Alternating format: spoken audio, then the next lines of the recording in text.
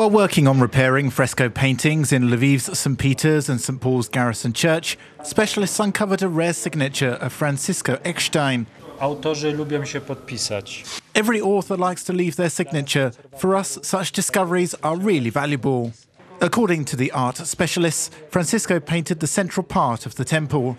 His son Sebastian took up the work and painted the sides of the building after the death of his father. In 1740, Francis Ekshtien created a 3D format. In art, it is called illusionism, when the paintings are created on a flat surface, but from a distance they look holistic and really interesting. The frescoes depict the life and work of St. Peter. Those working on restoring the art plan on renewing 1,000 square meters of paintings on the temple's walls. The biggest challenge while restoring the paintings that we have to deal with is the scale of their deterioration.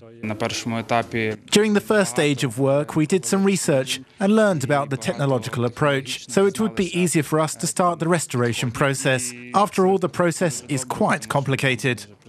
In the 20th century, the arches of the Garrison church were shelled twice, in 1919 and during World War II. It will cost approximately $425,000 to restore the church by 2020.